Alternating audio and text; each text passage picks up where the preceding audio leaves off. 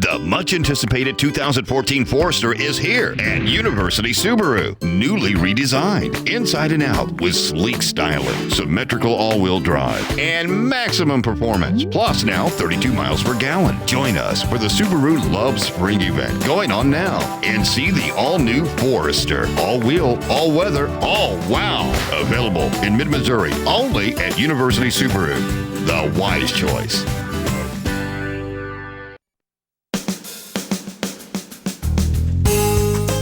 Good morning and welcome to Radio Friends. This is Wednesday, January the 22nd. I've got my friend Dave Mars with us. Dave. Oh, nice warm hands there. Oh, yeah. I tell you what, have we had some cold weather or not in December and January?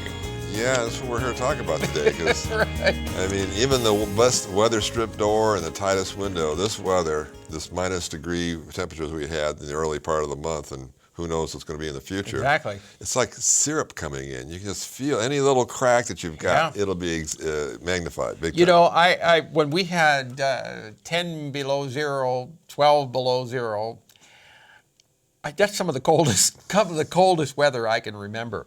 Now, I think my house was pretty well insulated, but I was standing in the living room against the outside wall, and I swear I could feel coolness coming in from the outside through that insulation. Yeah.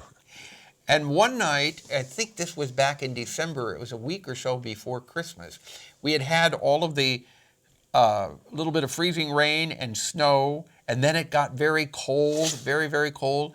I started hearing pops and cracks in the house, and I ending up talking to several different people, and they had the same thing. Yeah. It was that it turned so cold so fast, and with that snow and ice that we had, causing the house to pop.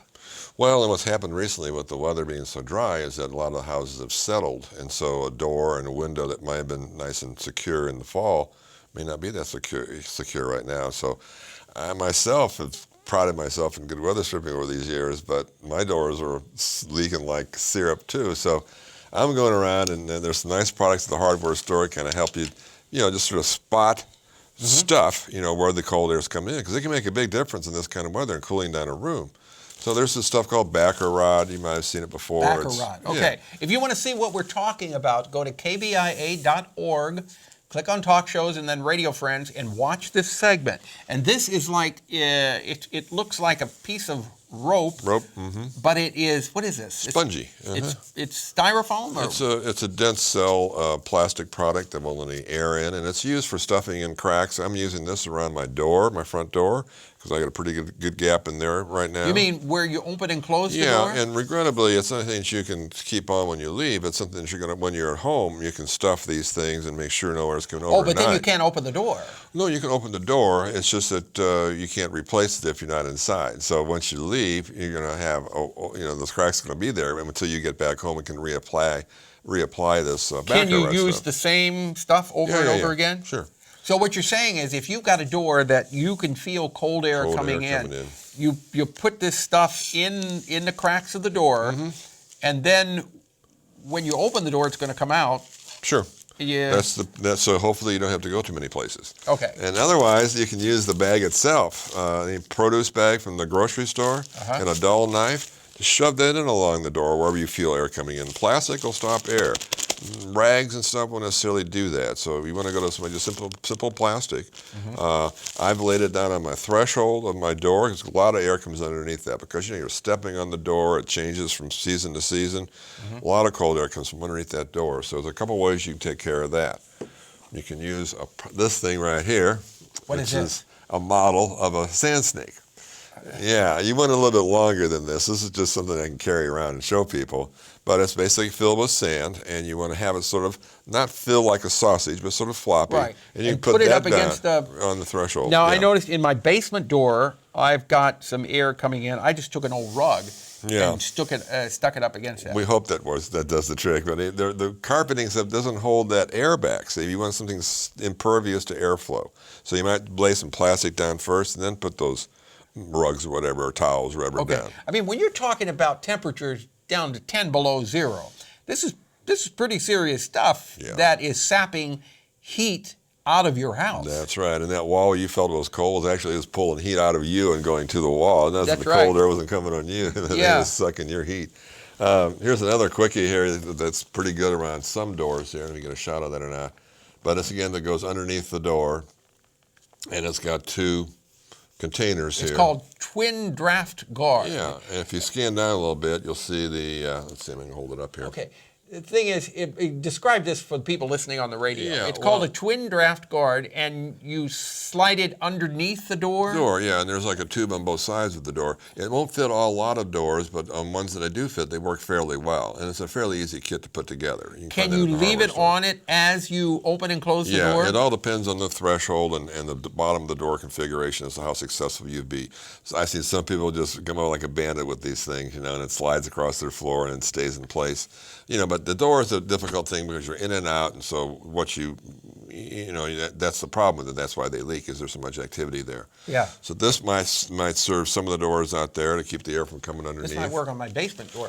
So you simply slide it underneath the door. You open the door up, slide it up underneath the door. Correct. And there's a cup that comes up on each side of it. I'm Right. trying to paint as best a picture. And that's what goes inside of it.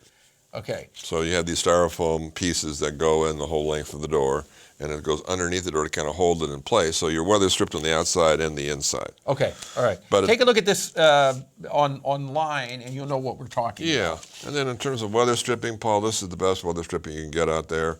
It takes a little bit of homeowner skills to put it on, but I've had it on my back door for 30 some odd years. It doesn't show a sign of wear. Okay, and what it is, it's a metal strip that you screw onto the door jamb, and then onto the door jamb, and then there is a plastic vinyl covered spongy flap. You'll find this on new Stanley doors and stuff. It's already embedded in the door jamb, but this is a retrofit for an existing door that you might be having problems and you with. open and close the door, and it fits tight against the jamb Yeah. to keep the air from coming in. Get that from you here. And the thing about it is that this stays nice and flexible. A lot of weather stripping, when you put it on in the summertime, it's nice and soft, and then in the wintertime, you can't close the door. I noticed that with my front door. That the weather stripping has become very stiff, with the cold weather, and and then you try to push it up against the jamb, and it makes it hard to do that. Well, then you're trying to put your elbow to the door and everything else just to get it to latch. But yeah, the stuff's out there, and it'll take care of all those breezes for you. If you have any questions about this, the best thing to do is to watch this segment. Go to kbia.org, click on Talk Shows and Radio Friends, and you'll see all of the items that we're talking about. Or you can give Dave Maren a call, and your number is? 874-7325, Columbia Water and Light. Okay, with the City of Columbia. Dave, thank you so much Paul. for coming by. Tomorrow we're going to talk about and find out about Project Lola and the 12th Annual Legislative Forum. All right. Our program, directed by Travis McMillan of the Reynolds Journalism Institute. Audio is Kyle Felling from KBIA. Our floor director is Sifan Oyung. And our assistant producer and guest coordinator, Uncle James Mouser. Thank you for joining us.